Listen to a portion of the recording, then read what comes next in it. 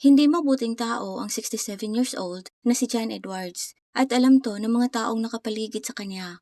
Gayunpaman, hindi pinapansin ng mga pulis ang lahat ng reklamo laban sa kanya at nakabili pa nga siya ng sariling baril. Nang magsumbong at humingi ng tulong ang kanyang pamilya sa himpilan, walang ginawa ang mga pulis. Hindi makatao, kinokontrol, minamanipula at napakarahas ng pagtrato ni John Edwards sa anim niyang nakaraang mga asawa.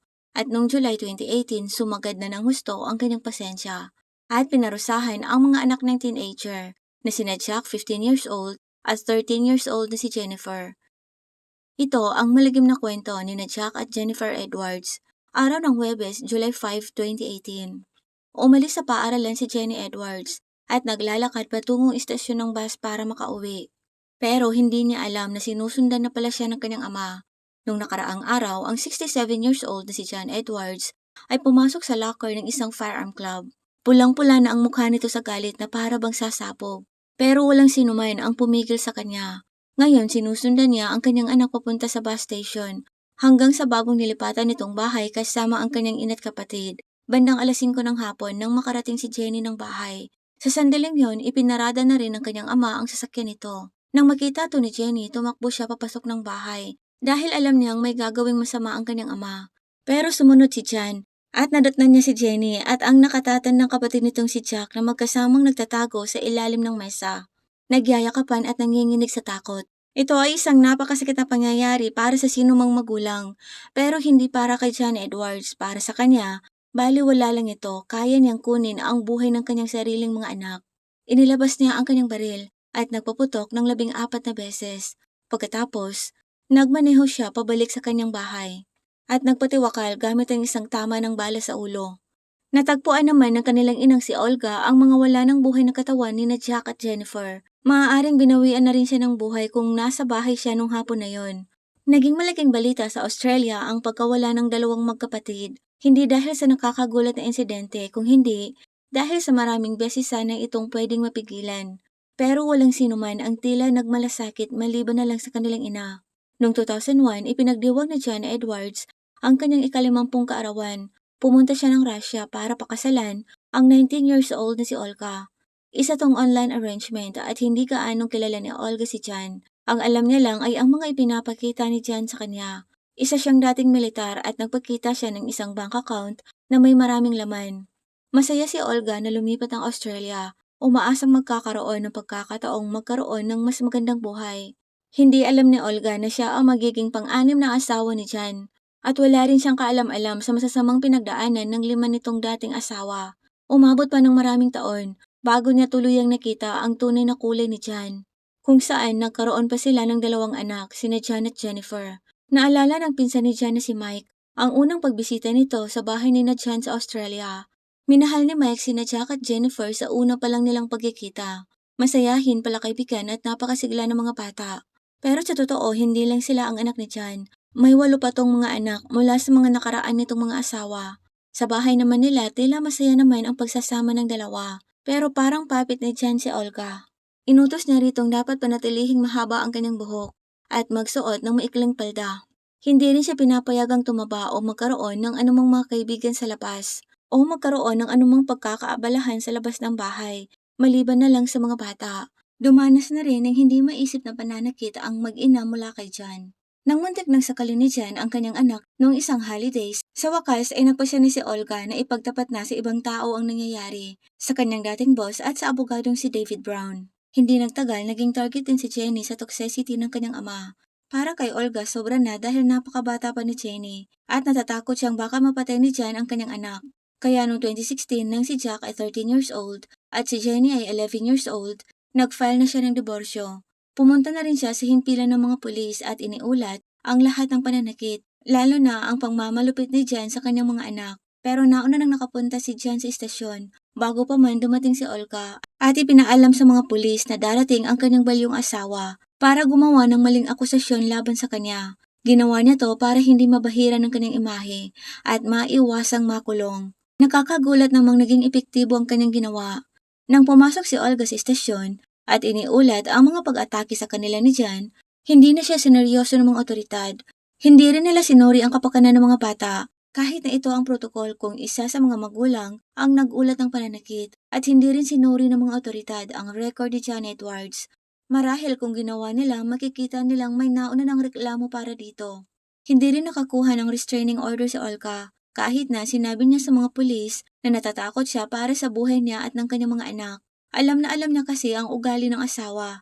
Alam niyang hindi basta-basta ang ugali ni John. Kaya naman nagpasya na si Olgang lumipat ng bahay. Akala niya magiging ligtas na sila ng kanyang mga anak, pero sa lahat ng oras na yon, naghahanap na si John kung saan makakakuha ng armas. 2 beses na tinanggihan ang kanyang pagtatangkang makakuha ng permiso ng baril dahil sinuri ng mga tindahan ang kanyang record at nakita nilang may record si John ng karahasan laban sa dati nitong mga asawa. Pero sa ikatlong pagkakataon, nalaman ni John ang tungkol sa isang commissioner's permit. Ito ay isang butas ng batas sa Australia na nagpapahintulot sa mga taong tinanggihan na makakuha ng permit ng baril, na bigyan ng pahintulot na makakuha ng permit. Noong 2018, nakakuha si John ng 3 rifle at isang pistol. Pagkatapos, nagsimula siyang maghanap ng club para magsanay. Gayunpaman, pinalaya siya ng unang club na kanyang sinalihan dahil sa kanyang agresibong pag-uugali. Kung masyado kasing agresibo ang isang tao, hindi to tatanggaping makapasok sa firearm club. Sa kalaunan, tinanggap siya ng isang club na tinatawag na St. Mary's. Pero kailangan niyang magpasa ng 2 references. Isa sa mga nagbigay ng reference ay ang kanyang pinsang si Michael. Pero hindi kailanman ipinakita ni Chan ang kanyang totoong ugali sa ibang tao. Ang alam ng mga nakapaligid sa kanya ay isa siyang marangal at isang dakilang ama. Sinisisi niya ang lahat ng kanyang mga nakaraang asawa kung bakit sila naghiwalay dahil sila daw ang mga baliw.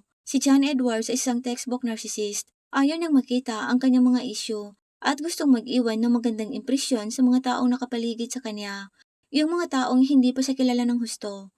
Noong hapon ng July 4, 2018, galit na galit si Jan at hindi na siya nag-abala pang buksan ng gun club na nakalak gamit ang kanyang susi. Sa halip, pumasok siya sa isa pang locker at nagnakaw ng baril. Lumabas siya ng club na umuusok na sa galit at nagmumura. Makalipas ang 24 na oras, natagpo ang wala ng buhay ang kanyang 2 anak na magkayakap sa ilalim ng isang mesa. Nalaman ni Mike ang kalunos-lunos na balitang ito mula kay Olga. Nakakalungkot na alam naman ni Olga na kayang gawin to ni Jan sa kanyang mga anak, pero walang tumulong sa kanya. Pagkatapos ng nangyari, ngayon pa lang nagsimulang kumilos ang mga otoridad para sa investigasyon, pero huli na para parusahan si Jan. Dahil kinuha na rin ni Jan ang kanyang sariling buhay. Sa loob ng kanyang tahanan, 1 oras matapos niyang barilin ang kanyang mga anak. Ginawa ni Jan ang madaling paraan para maiwasan ang responsibilidad para sa kanyang ginawa. Ngayon, hinahalukay ng mga investigador ang kanyang nakaraan at ang mga pagkakamaling nagawa niya noon. Si Jan ay isang marahas na narcissist na naging isang annihilator o tagawasak ng pamilya. Ayon sa criminologist na si David Wilson, ang mga anak ng gayong uri ng mga tao ang palagi nilang mga target. Hindi iniisip ni Jan ang sino man sa kanyang mga asawa bilang mga taong may sariling buhay. Sa sandaling pumayag silang magpakasal sa kanya, naging pag-aari na sila. Ang kanyang nakakakilabot na ugali ay nagtulak sa kanilang lahat para lumayo. Hindi naisip ni Jan pagkatapos ng 3 o 4 na hiwalayan kung may mali ba sa kanya, dahil ayaw na tanggapin sa kanyang sarili na siya ang may kasalanan at ang mga anak na kasama niya ang unang kabayaran sa babaeng gusto ng kalayaan. 4 sa 6 na dating asawa ni Jan ang nagsampa ng pananakit ng mga reklamo laban sa kanya. Sa kasamaang palad, sumakabilang buhay na rin si Olga. 5 buwan pagkatapos mawala ng kanyang mga anak, hindi na kinaya ni Olga ang sakit. Napagpasyahan niyang hindi na niya patatawarin si Jan o magpatuloy pang magkaroon ng masayang buhay. Nakipagkaibigan rin siya sa dating asawa ni Jan, si Stacy, at nalungkot si Stacy nang marinig niya ang balita. Napagtanto rin ni Stacy kung gaano siya kaswerte na buhay pa siya hanggang ngayon. Ganito ang nangyari na makipaghiwalay siya kay Jan noong 1988. Sinabi ni Jan kay Stacy na may baril siya at hinding-hindi ito papayag na magkaroon ng ibang makakasama si Stacy. Hinostage ni Jan si Stacy sa loob ng 7 oras. Nang sabihin sa kanya ni Stacy na hindi siya nito iiwan, saka pa lang siya nito pinauwi. Pero hindi na umuwi si Stacy. Nagpunta na to sa pinakamalapit na istasyon ng pulis. Dahil hindi sineryoso ng mga pulis ang sumbong ni Stacy, kaya nangyari ngayon ang kaso ni Olga makalipas ang 20 taon. Nakakagulat na pagkatapos nito, nagkaroon pa si Jan ng normal na buhay at muli pang nagpakasal. Inaresto naman siya noon at sinampahan ng pag-atake, pero saglit lang siyang nakulong. Sa panahon ng paglilitis kay Jan, sinabi ng mga otoridad na misteryosong nawala. Ang mga larawan ni Stacy may mga pinsala. Sinuhulan ba sila ni Jan para itapon ang mga larawan? Paanong hindi nakulong ang ganitong uri ng tao? Ang hindi pagkulong ng mga otoridad kay Jan ang nagpatibay lang sa tiwala nito sa sarili at paniniwala na tama ang kanyang ginagawa. Maraming salamat po sa panonood. Kung hindi naman po kalabisan, paki-like at subscribe po sa aking munting channel. As always, keep safe everyone.